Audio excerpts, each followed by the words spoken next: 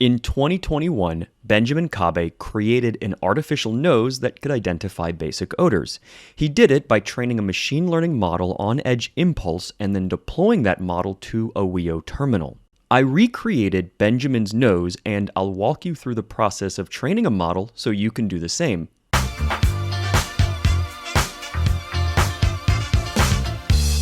I love the idea of an AI nose. If we have the right sensors, we could, in theory, train a model to identify all sorts of different smells. I want to start with something basic: coffee, tea, and a few different types of spirits. Benjamin used the Seeed Studio multi-channel gas sensor, which can identify carbon monoxide, nitrogen dioxide, ethanol, and a total amount of volatile organic compounds. I want to augment this system, so I added an SPG30, which gives some equivalent carbon dioxide mixture and a different measure of volatile organic compounds. Finally, to run some tests, I added a BME 680, which can measure temperature, humidity, pressure, and some air quality. Unfortunately, the air quality conversion code is closed source, so I won't use that measurement here. I connected all of these sensors to an I2C breakout bus so that I could talk to them from the Wio terminal. Note that lots of other microcontroller boards would work for this project. I just like the easy-to-use LCD that comes with the Wio terminal, and it matches what Benjamin did. If we look at the datasheet for the gas sensors on the first board, they all look something like this. First, these characteristic curves are fairly difficult to decipher. Notice that the temperature and humidity affect the sensor's readings. There's no good equation here to convert sensor output voltage to some absolute gas measurement like parts per million. Next, you'll notice that there's a preheating time, and it says that at least a day is required after coming out of storage, but we might be able to get around that at least for our tests and this prototype. Sensor fusion is the technique of bringing together inputs from different sensors to build a better model or understanding of the environment.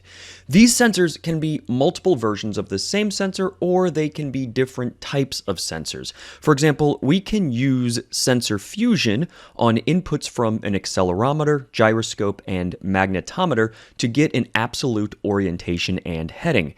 This is how virtual reality headsets know where you are facing. With machine learning, we can take in various inputs from different sensors and let the training process learn the relationships among them. In theory, we do not need to perform temperature or humidity compensation. We can let the model automatically learn the relationships between temperature, humidity, and raw sensor data. However, this only works if we're simply trying to make an overall prediction or classification about something's odor. If we need the actual accurate gas measured, this technique likely won't work, at least for the limited data we're planning to gather. If we collect data in one or two environments, then those measurements and predictions will only be valid for those environments. If we change the temperature or humidity from where we collected data, we can assume that the predictions will not be accurate, as the raw inputs will have changed. If you head to github.com/SeanHemel/AI-nose, you'll get to my GitHub repository for this project. Hopefully by the time it comes out, there will be a nice README here. First, let's take a look at this gas sensor heater test. This is a notebook I wrote in Colab. We'll open this, and I won't run through it because I don't have the data set uploaded here, but if you scroll down, the pictures should be here showing the gas sensors heating up over time, and this is measured with the BME 680, and the humidity, and you can see how that's dropping as the sensor heats up. The CO2 equivalent and VOCs here in the green and turquoise color, these come from the SPG30. There's not much of a difference as things heat up, but it does look like the CO2 equivalent settles down after a few minutes. The same thing happens with the multi-channel gas sensor, but to a much higher degree. In this case, you can see they all start high, and then they level off after a few minutes. The one anomaly here is the carbon monoxide one. This one actually rises a little bit. This could be a potential case where we do need to let this preheat for maybe a day. but starting at about 400,000 milliseconds, which is close to 7 minutes, we can say that these readings are fairly stable. And as we covered in the slides, we don't necessarily need an exact measurement to get parts per million. A voltage level is probably good enough for what we're planning to do. We just want relative relationships among the sensors, including gas and humidity, in order to make our prediction. So this is good enough, but just be aware that you will want to give your sensors about 7 minutes after plugging them in. To collect data, I put tea and coffee in separate bags. I hold the sensors inside one of the bags for a few minutes while my collection script runs on my computer, which saves the raw data to a series of comma-separated values or CSV files. I repeat this process for my different odors.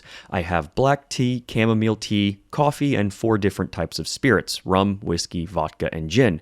Once I have collected data in my office, I perform this procedure again in my kitchen and then outside on the porch. This should offer a few different sets of temperatures and humidities to work with. If you go into that repository, so you'll want to download or clone that repository. For me, I have it stored in my projects directory. So GitHub AI knows. We want the odor data collection. So let's open that and take a look at what's going on here. I'll briefly go through this, but feel free to look at this code if you want to get an in-depth understanding of what's happening. I'm going to start uploading this to my Wio terminal so that we can look at the code while that's going. We're using a number of different sensors here. We have that multi-channel gas sensor, the BME680, and we've got the SGP30. I also find you need this common sensor library to get everything to work. After some constants here, if we scroll down, we initialize everything, including our sensors. Keep scrolling. And this is fairly straightforward in that it will take a number of samples over and over again. I believe that this is doing 8 samples. So 8 samples at 4 hertz. That's a 2-second window. In the end, we're only going to be using about 1 second or 4 samples, but this way we can put 2 samples in one comma-separated values file. In order to upload these to Edge Impulse, the very first column of your CSV must be a timestamp in milliseconds. You could trick the system and make it something else like microseconds or minutes or days, but there needs to be a numerical value corresponding with time if you do time series data. We then read from the gas sensors, so we get the 4 channels from that multi-channel gas sensor, we get the readings from the BME680 and the SGP30. With those, we simply print out the timestamp and then do a comma-separated values listing of the raw sensor data. Notice that the multi-channel, we're getting the voltage here, so that's going to be something like 1 to 2 volts.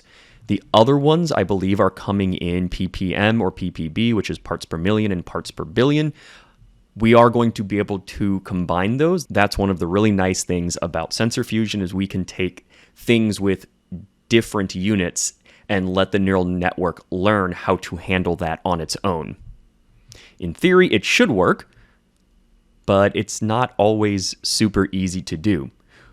We have a while wait here in order to hit our sampling period of 4 hertz, so that's 4 times every second, and we print an empty line. This empty line is important because our collection script will look for an empty line in order to start a new CSV file.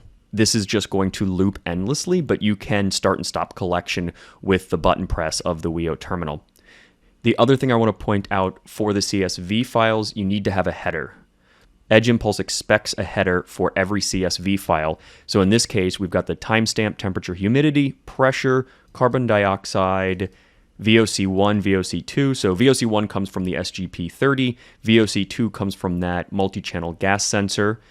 Then we have nitrogen dioxide, ethanol, and carbon monoxide. And the CSV readings come underneath that in the CSV file. Now that it's uploaded, I can open the serial monitor and you can see what this looks like. As I mentioned, Each of these sections will be its own CSV file, so you've got the header information followed by the raw output of those sensors. The timestamp is in millis, and that's just milliseconds since the start of the Wio terminal running. Let's close out of this, and we will start our collection script. In that GitHub repository, there is a serial data collection script. If we run that, it will tell you what COM port is available or what serial port is available. It might not be a COM port if you're not on Windows. And it's looking for other arguments. In this case, we need to give it a port, which is COM9. We need to give it a baud rate, which is 115.200. That should match the transmitting serial rate. We need to give it a directory. I'm going to make a directory called demo data, and I'll just delete it when I'm done, and then we'll give it a label. In this case, it's just background. So we'll start that collection process, and we'll let that go for a little bit. Once you're done collecting data here, you would press Control-C, and then do it again for, say, your black tea.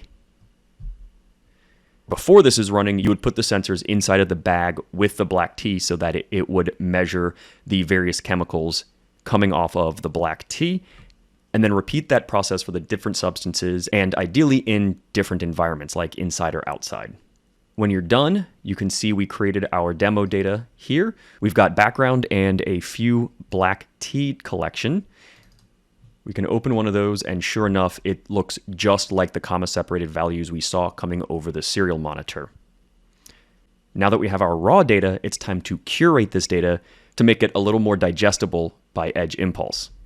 Back in the GitHub repository, there's another Colab notebook. It's the dataset curation notebook. So let's go here, and we will open this up. Before running any of this, we will want to upload our datasets.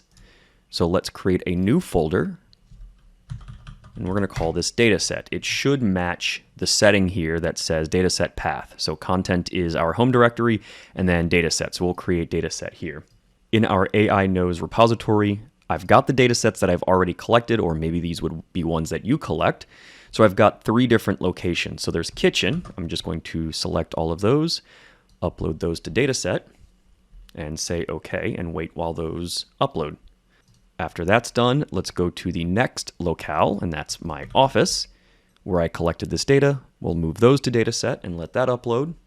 And finally, we've got outdoors. I collected this on my back porch, so let's move those to dataset. Now that we're done, we can run through this script. Yes, it was not authored by Google, which is fine. Run anyway. And dataset should match our dataset that we copied in. So this is going to read in the CSV files. It should be pretty quick.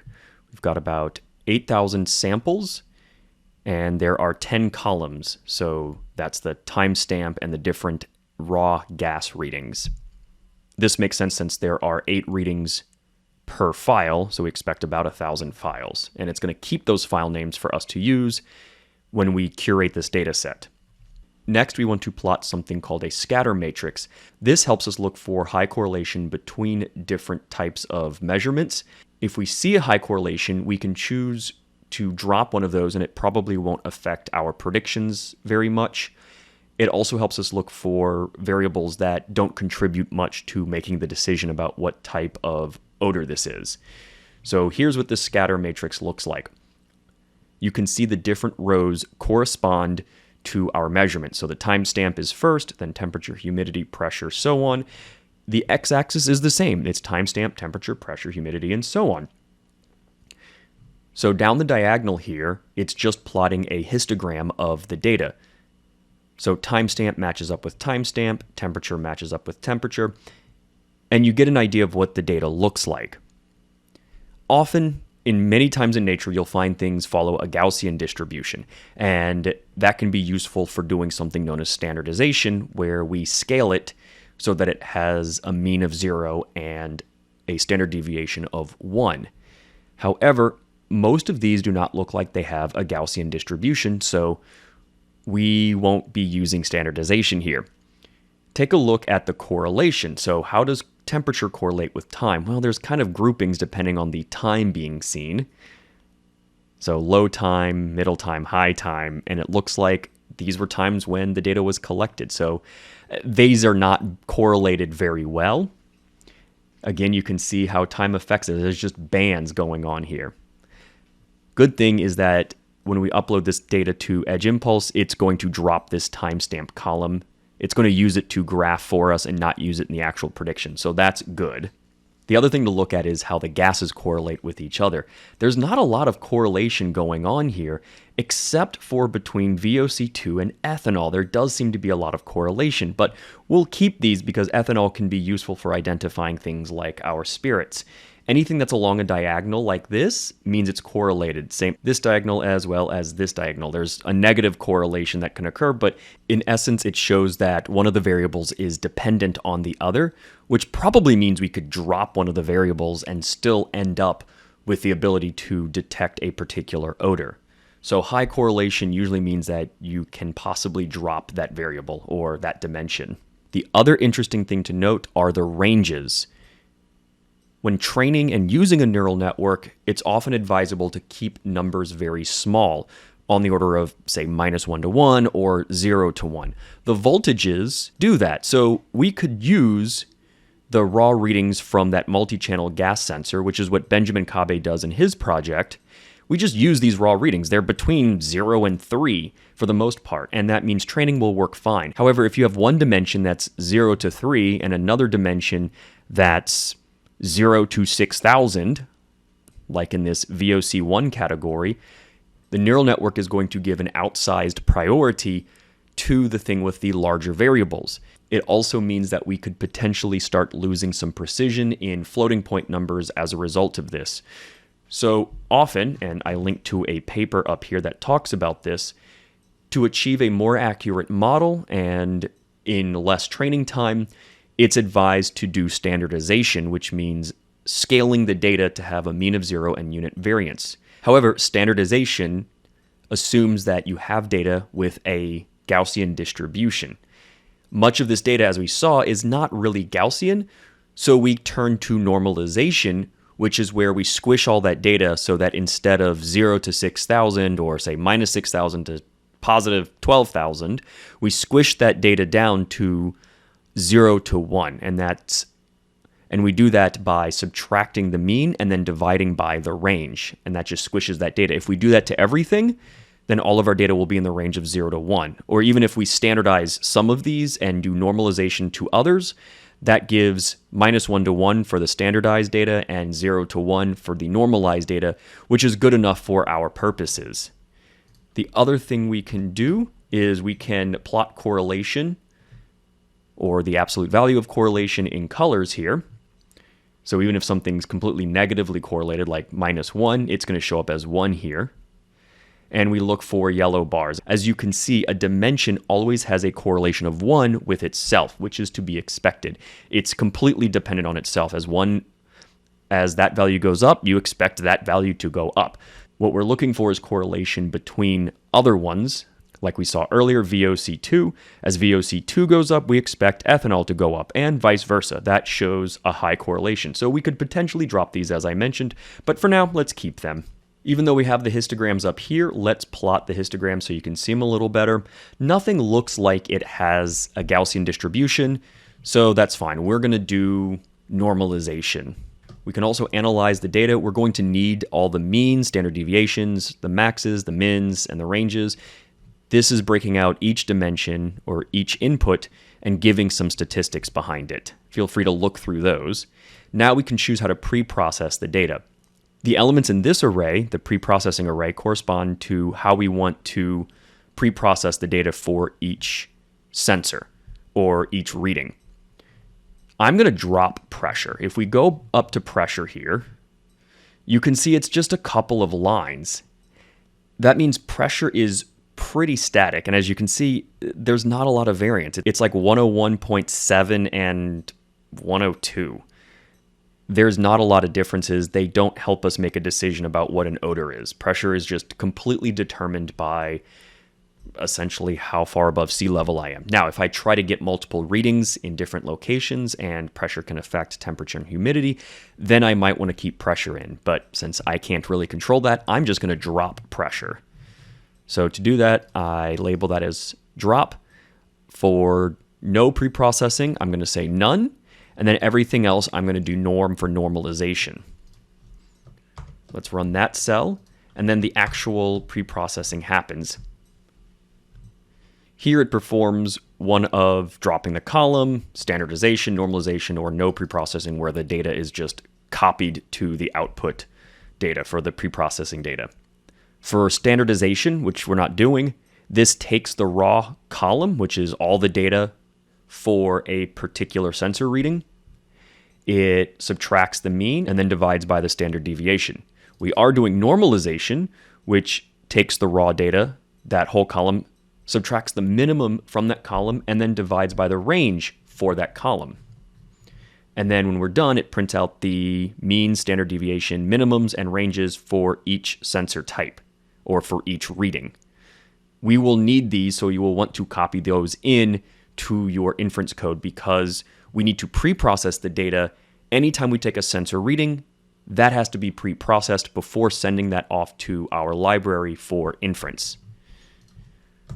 I recommend analyzing the newly pre-processed data again. Because Pandas auto-scales this, you can see it auto-scales the data. I expect it to look the same. It's just that these ranges will be different. Sure enough, with the exception of timestamp, everything is between 0 and 1, just like we expected, and there's no more pressure column. And we can plot again as colors. This should be about the same. And we can store our preprocessed data in new CSV files. I am keeping them with the same name. So heads up, if you try to rewrite something, you'll lose the old original data. You can see the output, which is our data, just with the same file names, and our output. So let's download that. From here, you will want to extract it because we need to upload these to Edge Impulse. Once that's done, we'll head to Edge Impulse to actually train our model. In Edge Impulse, you'll want to create a project, which I have already done here. Let's go to Data Acquisition. To upload data, go to Upload Data. Choose your files, the ones that you just downloaded. These should be your pre-processed CSV files that you got from that Colab script. Highlight all of those, open them. You'll notice that the names are prepended with the label, so background, spirits, teas, coffee, so forth.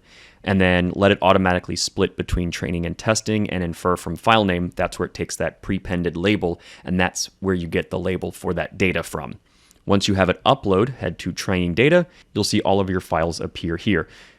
Here are the pre-processed readings. Notice that everything is now between 0 and 1, and we can get an idea of what those values look like for the different sensor readings. And this is for my chamomile tea. Then let's design our impulse. I'm going to choose 1 second. Feel free to make this longer. I find that this is good enough for our testing initially. And we want 4 Hertz and a window increase of 250 milliseconds. I find this gives us about 2 or 3 windows per sample file that we have. Let's take all of our sensor readings, and we have a classification, neural network, and anomaly detection. You can add learning blocks here, and we're going to do a flatten block, which you can add here. This flatten block takes multiple readings and converts it to things like averages, which is helpful for this type of information. So we'll click Save here. We'll go to our flatten block. In the flatten block, I found that skewness and kurtosis were not particularly important, but feel free to put those in if you want to try something a little different. Save your parameters and generate features. This will generate features, and it'll take a few minutes to do so. Once that's done, I always like to look at the Feature Explorer to see what kind of separation I get. You can see the 3 different columns here, and I believe each of these columns refers to the different environments where I took the data. So one of them is my kitchen, one of them is my office, and one of them is my back porch. There's some separation of the classes, but they get a little jumbled, especially down here. So I expect some confusion among the classes, but this looks like it's a pretty good start. From here, I highly recommend using the Eon Tuner, which I've done here. Even if it's not the exact setup you intend, for example, it's doing a window size of 2 seconds, which is the entire CSV file, it is recommending 2 dense layers, the first having 40 nodes, the second having 20. I could also try a 40-20-10. This is a great way to get some ideas on what type of neural network to use. So I'm going to go to the neural network. I've got 40 and 20 neurons set up with some dropout layers in there to help with overfitting. I'm going to run it for 300 cycles since this is not a very big neural network. And let's click Start Training. And we'll give it a few minutes to train the network. We'll come back when that's done. With that done, take a look at the confusion matrix. You'll see that it does a really good job of figuring out the differences between background, coffee, the general idea of spirits or, these alcoholic beverages versus tea, black tea, and chamomile tea. However, it seems to have a lot of confusion within the spirits category, so it struggles to identify the differences between gin, rum, vodka, and whiskey.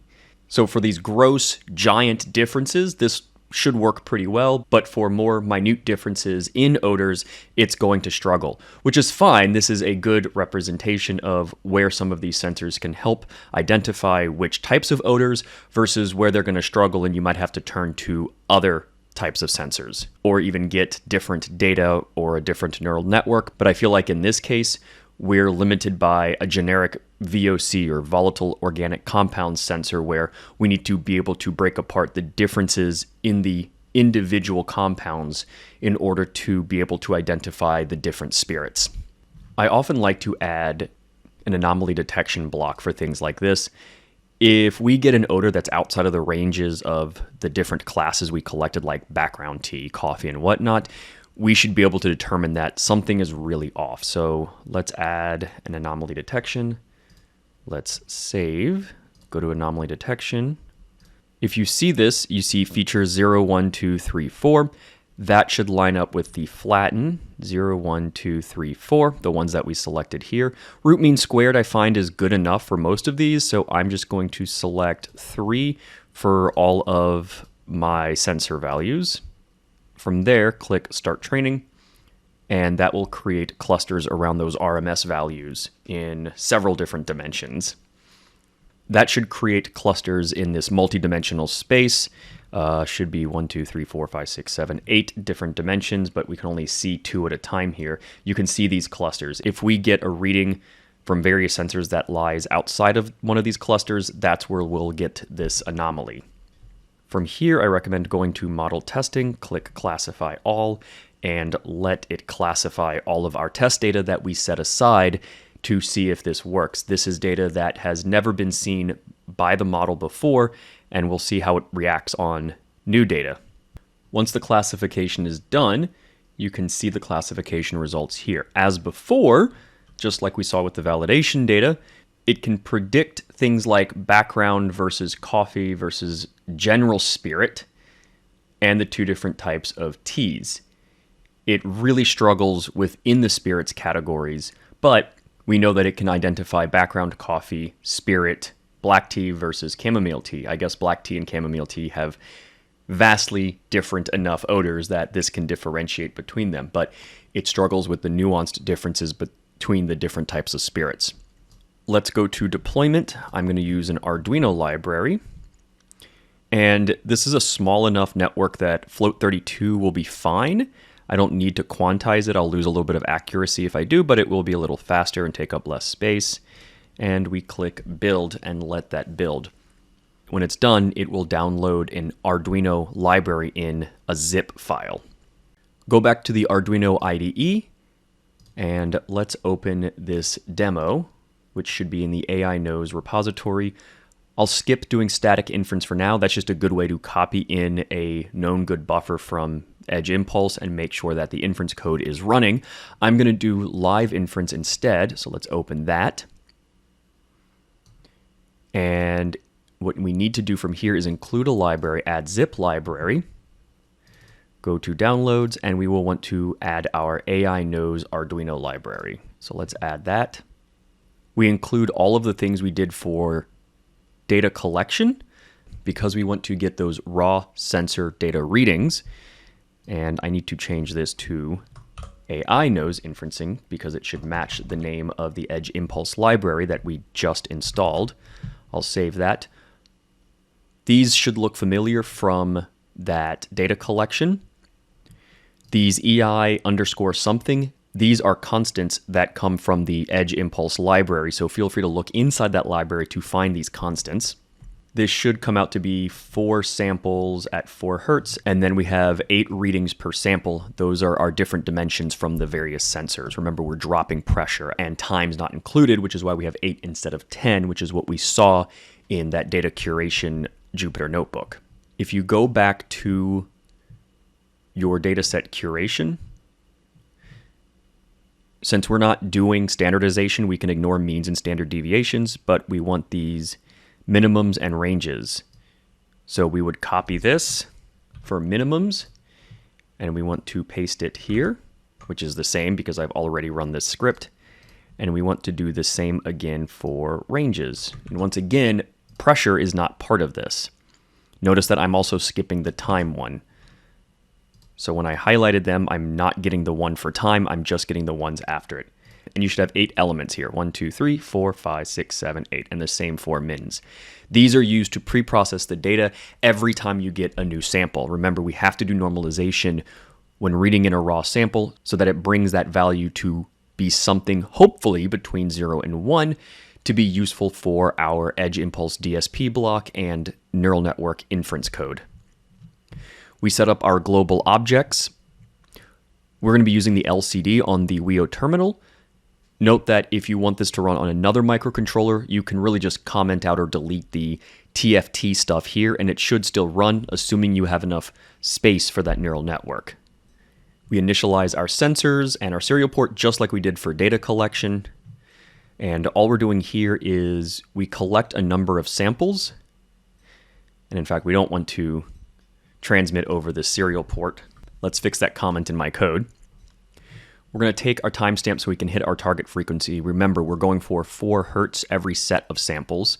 We read from the sensors, and then we're going to store that into a raw buffer. So this raw buffer, each element contains one of the readings from each of these sensors. And as before, we're dropping humidity. So we have temperature, humidity, CO2, the 2 VOCs, NO2, ethanol, and carbon monoxide. This ordering is very important.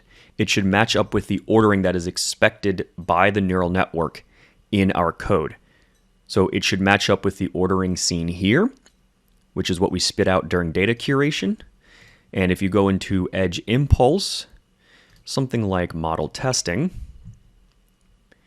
and I like to look at one of these show classification, you can see how it's ordered here, where it's one sample, and these 8 values come from that one sample. These match up with those sensor values I just listed. Then it's the next sample and so on. So you have first sample, second sample, and you have 4 samples total for a 1-second window. And then each of these is one of those readings in this particular order. That's why you fill up each sample with those 8. And we go through that for loop. So we end up with 4 sections, each with 8 readings from the different sensors. So you have to keep that ordering the same throughout this whole process. Here's where we perform normalization that I was talking about earlier. We use the minimums and the ranges. We take our raw reading, we subtract out the minimum that was recorded when we did our data preprocessing or curation, and we divide by the range, and then that gets stored back in that element. We wait just long enough to meet our sampling period of 4 hertz. We can print out the preprocessed raw buffer if we so desire. And here is where we turn the raw buffer into a signal. A signal is a wrapper that is required by the Edge Impulse library. There is a helper function called signal from buffer. We give it that raw buffer, which has our raw data, or rather it's our raw data that's been pre-processed through normalization. And we have to give it the size, which should be this value, should always be this value. And we pass it the address of that signal, and the signal is a special type called a signal T. You see I declare it up here, and all this function does is it takes the information from our raw buffer and put it inside this special struct that is going to be used for inference. If there's an error, we print it out, then we perform inference. So the magical function to perform inference is run classifier, which comes with the edge impulse library. We give it the address of our signal struct, and we also give it result, which is a special EI impulse result T type. And I'm going to pass in false right now, which is our debug. This will print out extra information to help you debug what's going on inside of the edge impulse library. If there's an error, that's fine, print that out. We print out the predictions to the serial monitor so we can watch those. If we have an anomaly score, which we should have as we included that block. From there, we find the maximum prediction value, which we can access in that result struct, going to the classification, and it loops through all the classifications. Each classification refers to one of the labels, like background, coffee, T/black, T/chamomile, spirit-rum, and so forth. We loop through those looking for the maximum value. We save the maximum value and the maximum index, which tells us what the predicted class is. We then print out the predicted label to the LCD along with the confidence score, which is more or less the probability that the neural network thinks the input data belongs to that class. And that's it. We just loop forever doing that. Note that before turning our buffer into a signal, when we collect data, this is the end of that for loop. You can see it being printed up here. Thank you, Arduino. This for loop says collect 4 samples over the course of 1 second. So then we have 32 total values going into that signal to perform inference. From here, let's upload to our Wio terminal. When it's done uploading, open a serial terminal and you should see the prediction results printed to the monitor here. You can see the amount of time it took. In this case, it's less than a millisecond to perform DSP, which is that flattening block, followed by the actual classification because our neural network is not very big, and it gives us the prediction results with the probability score. So right now it's reading it as a background, and an anomaly score less than 0 means it's very sure that what it's reading is true. The value is within those clusters that we looked at. Anything over about 0.3 or 0.4 means it's going to be outside of those clusters. That's what we're looking for when we try to score the anomaly here. So anything over like 0.3, we're going to say it's an anomaly and we don't know what the device is smelling. So I'm going to test it here. I'm going to open a bag of coffee and I'm going to put my sensors inside. And you should see the anomaly score went up briefly there, but it's also showing coffee at 1. So it is sure that it is smelling coffee right now. Let's take a look at the LCD and how that performs with a few different substances. As you can see, the Wio terminal is showing us background with a fairly high percentage. Let's take some chamomile tea. I'm going to put the sensors in the chamomile tea bag. And it takes a moment for them to sense. This is where Benjamin Kabe's artificial nose came in handy, where it actually had a blower to blow the sense or air across the sensors, making this a lot faster and more accurate. I actually need to let this rest for a moment so it gets back to background. Sometimes it can help to blow air over it, which I'll do with a fan right here. As you can see, it gets back to background pretty quickly because a lot of the odors linger in the air. Next, I'm going to try black tea. So I'm going to open this up. Let's put the sensors in. Give it a moment. Interestingly enough, even though this detected black tea in our testing with the pre-recorded data, it detects that it's tea, but it's failing to detect it as black tea, which is really interesting. That probably means that a lot of the VOCs or other gases look like black tea, and this is the same black tea I took data with. That's really interesting. Let's try coffee next. Oh, there it goes. Now it's detecting black tea, but only after I've pulled it out of the bag. And I'm going to put this into the coffee scent. And coffee's pretty strong. As you can see, it picks up coffee right away. Then I'm going to do vodka. So here's the vodka odor. I need to clear out the coffee scent first, so I'm going to turn on a fan. Let's let this clear out to background. Now that we have background, let's try vodka. Got my little shot glass here with some vodka in it. Let's put it over here. Give it just a moment. Once again, it sees that it's a spirit. The ethanol content is super high and triggers that particular detection, but it's failing to detect that it's vodka. Put a cover over that. Next, I'm going to grab rum, even though it's saying rum. And we need to reset it back to background. Once we have that, let's try rum. So we're going to hold these over rum. And it detects rum no problem, but same as with the vodka, it's giving me about the same score, which is really kind of sad. It is detecting that it's a spirit, so it can detect spirits no problem, but that's just probably a high ethanol content and it thinks everything's a spirit. We'll reset to background. Give it just a second. Now that we're back at a background, let's try the gin and see if it performs any better or if it thinks everything is rum. Yeah, there we go. It thinks everything is rum. It does not seem to be able to differentiate among the different spirits. It's just anything with a high ethanol content, it is thinking it is rum.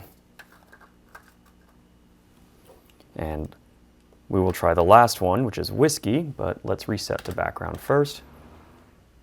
And now let's try whiskey. So I've got it in a shot glass here.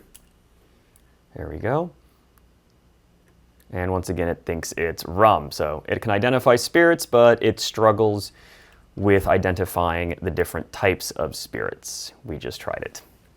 It seems that this system works well for identifying big differences in odor, like tea versus coffee versus alcohol.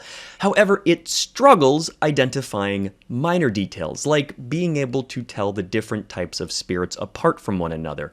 We assume that we are performing inference in a temperature and humidity setting that we originally collected data from. Other settings might throw off these readings.